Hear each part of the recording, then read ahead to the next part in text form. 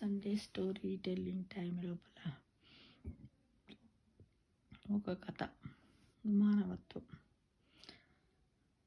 అంటే ఏంటంటే ఒక సాఫ్ట్వేర్ ఉద్యోగి వాళ్ళ ఉద్యోగం చేస్తూ ఉంటాడు. అతడు ఒక కంపెనీలో ఒక యువకుడు. అయితే వాళ్ళకి ఏంటంటే ప్రతి సంవత్సరం అక్కడక్కడ కొన్ని 3 నెలలకోసారి 6 నెలలకోసారి సంవత్సరంలో 3-4 సార్లు వాళ్ళకు మీటింగ్ ఉంటుంది అన్నమాట. వేరే వాళ్ళతో, వేరే చోట పనిచేసే వాళ్ళతో టీమ్ మీటింగ్స్ అని పెడుతూ ఉంటారు. అయితే అలా అక్కడక్కడ అవుతాడు. అయితే అక్కడ వాళ్ళు ఒక 1 వీక్ అట్లా ఉండాల్సి ఉంటుంది. అయితే ఒకరోజు వాళ్ళకి అకామిడేషన్ కూడా ఇస్తారు. అయితే కంపెనీకి పోతాడు, వస్తాడు. ఉన్న తర్వాత ఒకరోజు తినడానికి ఆ కిందనే ఉన్న రెస్టారెంట్కి వస్తాడు. ఆ లాడ్జ్లో ఉన్న రెస్టారెంట్కి వచ్చి అక్కడ పగలంతా కూడా మీటింగులలో బిజీగా అలసిపోయి హోటల్ రూమ్కి చేరుకుంటాడు. ఉంటాడు కిందికి రెస్టారెంట్లో తినడానికి వస్తాడు. అయితే ఆకలితో ఉన్న ఆ యువకుడు త్వరగా రెడీ అయ్యి రెస్టారెంట్లోకి అడుగు పెట్టాడు. ఆకలిని పెంచి అద్భుతమైన వంటకాల వాసనలు, చక్కగా శుభ్రంగా ఉన్న రెస్టారెంట్ వాతావరణం, ఇంకేం కావాలి? హుషారుగా పరోటాను, పన్నీర్ బటర్ మసాలా, ఇంకేంటి ఇవి ఇడ్లీ ఆర్డర్ చేసి తినడానికి రెడీ అయిపోతాడు అనమాట. అయితే పరాటా నోట్లో పెట్టుకోబోతూ ఉండగా ఎందుకో బయటకి చూస్తాడనమాట. అద్దాలు ఉంటాయి కదా హోటల్కి. చూస్తే అతనికి ఆకలి ఆ లోపలికే చూస్తున్నారు. 2 చిన్న పిల్లలు కనపడతారు. వాళ్ళు ఇట్లనే కళ్ళని ఇలా పెట్టి చూస్తూ ఉంటారు. అయితే ఈయన కూడా ఇక్కడి నుంచి తినకుండా నోట్లో పెట్టుకోకుండా చూస్తారు. వాళ్ళు ఎంత అంటే 8-9 ఏళ్ళ లోపు 10 ఏళ్ళ లోపల ఉన్న పిల్లలే, కానీ ఆకలితో ఉన్నట్టు కనిపిస్తుంది. ఆకలితో ఆశగా హోటల్ అద్దాల్లోంచి టేబుల్ మీద అందరు తింటున్నటువంటి రకరకాల పదార్థాలను చూస్తూ ఉన్నారు పాపం కళ్ళతో వాళ్ళు. అతని మనస్సంతా ద్రవించిపోతుంది. చాలా బాధ అవుతుంది. అయ్యో పాపం అక్కడ మనకు కూడా అనిపిస్తుంది కదా అలా. అప్పుడు ఏం చేస్తాడంటే, ఇక్కడ మనం ఒక క్వశ్చన్ వేసుకోవాలి. ఇప్పుడు ఎవరి కళ్ళలో ఉన్నది నిజమైన బాధ? ఎవరిది నిజమైన ఆకలి? తినలేకపోయాడు ఆయన అనుకున్నాడు. ఇప్పుడు అతని ఆకలి కడుపుది కాదు, మనస్సుది. ఎలా అంటే ఇందాకనేమో తినాలని ఆకలేదు, ఇప్పుడేమో మనస్సుతోటి ఆలోచిస్తున్నాడు.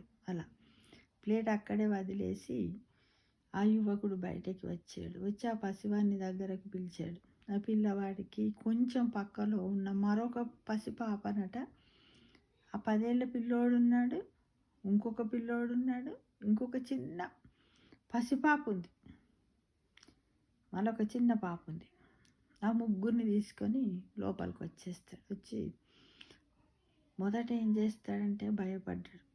ఆకలి భయపడతాడు. మరి వీళ్ళని తెచ్చి నేను పెడితే ఏమన్నా అవుతుందో ఏమంటే, డబ్బులు అయిపోతాయని కాదు, ఎవరి పిల్లలు ఏంటో ఏమైనా పెడితే అంటారు కదా ఈ రోజుల్లో, నీకేంటి నా పిల్లల్ని పెట్టిపోయినాక నువ్వేం తీసుకుపోయి పెట్టావని. అలా ఈ యువకుడు భయపడతాడు. కానీ ఏమన్నా కానీ వాళ్ళు ఆకలితో ఉన్నారు అన్న ఉద్దేశంతో ధైర్యం చేసి వాళ్ళని లోపలికి తీసుకొచ్చి ఆప్యాయతతో వాళ్ళ ముగ్గురు పిల్లలను చక్కగా టేబుల్ దగ్గర కూర్చోబెట్టుకుంటాడు. ఎందుకంటే ఒక టేబుల్కి 4 మెంబర్స్ కెపాసిటీ ఉంటే అక్కడ కూర్చోబెట్టుకుంటాడు.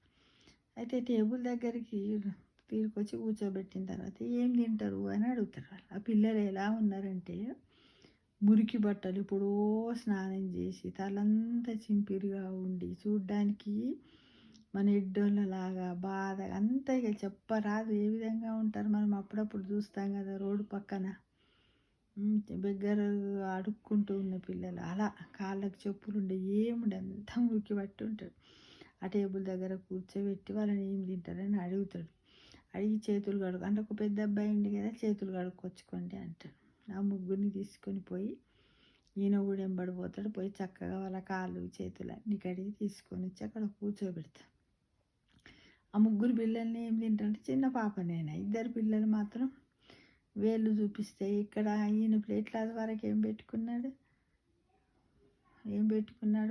పరోటా పెట్టుకున్నాడు, కర్రీ పెట్టుకున్నాడు కదా, పన్నీర్ బటర్ మసాలా కర్రీ, దాన్ని చూపిస్తారు. అయితే నవ్వుతూ ఆ 2కి తనతో పాటే ఫుడ్ ఆర్డర్ ఇస్తాడు.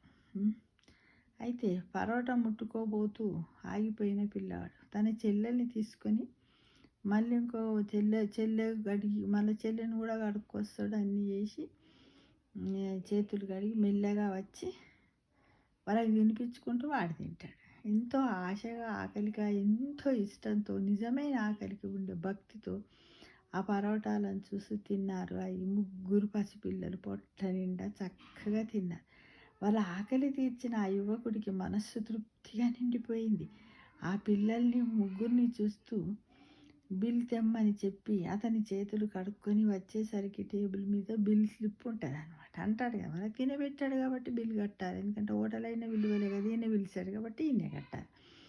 చేతిలోకి ఏం చేస్తాడు, వస్తాడు, వాళ్ళు తింటారు, పిల్లలు వెళ్ళిపోతారు. పిల్లలు ఎక్కడికి పోతారంటే నవ్వుకుంటూ వెళ్ళిపోతారు. వాళ్ళు చేతిలోకి తీసుకొని చూస్తూ అట్లనే ఏంటి బిల్లు ఉంటుంది చూస్తారు. చూస్తే ఏముందంటే అతని కంట్లో నుంచి జారిన కన్నీటి చుక్క స్లిప్ మీద పడేసరికి తేరుకునా ఏంటి అనుకుంటాడు. కౌంటర్ దగ్గర కూర్చున్న మనిషి వైపు చూస్తాడు.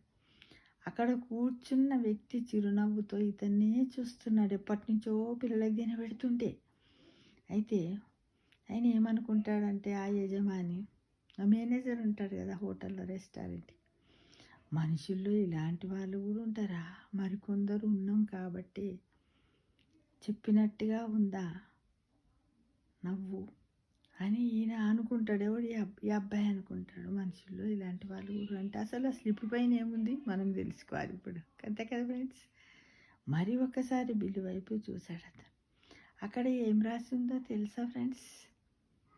మానవత్వానికి బిల్లు వేసే యంత్రాలు ఇక్కడ లేవు అని. అంటే మన మానవత్వానికి బిల్లు అంటే ఇప్పుడు కరెంటు బిల్లు, ఇంటి పని అన్నీ వేస్తారు కదా బిల్స్, వాటర్ బిల్ అని. కానీ మన మానవత్వానికి వెలకట్టే యంత్రాలు ఇప్పటి వరకు రాలేదు, రావు, రాబోవు, దాన్ని వెలకట్టలేము. కాబట్టి మానవత్వం అనే బిల్లు ఎంతో విలువైంది, దానికి ఖర్చు అనేది లేదు, మనము స్వయంగా ఖర్చు పెట్టచ్చు ఎంత ఉంటే అంతలో. కాబట్టి మానవత్వానికి మించిన దానం ఇంకొకటి లేదు అని చెప్పొచ్చు ఫ్రెండ్స్ కదా.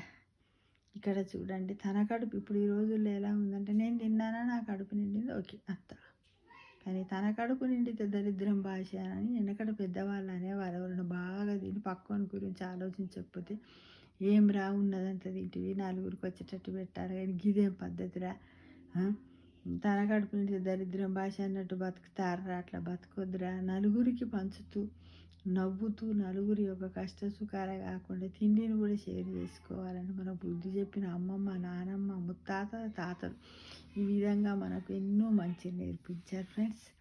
అదే ఈ కథలోని నీతి ఏంటంటే, మానవత్వాన్ని చాటండి, తృప్తి పొందండి, మీ లైఫ్ స్పాన్ పెంచుకోండి, నవ్వుతూ ఉండండి, నవ్వించండి, అందరిలో మీరు ఉండండి, అందరితో కలిసి ఉండండి, అందరికీ సేవ చేయండి. మానవ సేవే మాధవ సేవ అంటూ ఈ విధంగా మానవత్వాన్ని చాటుకుందామా ఫ్రెండ్స్.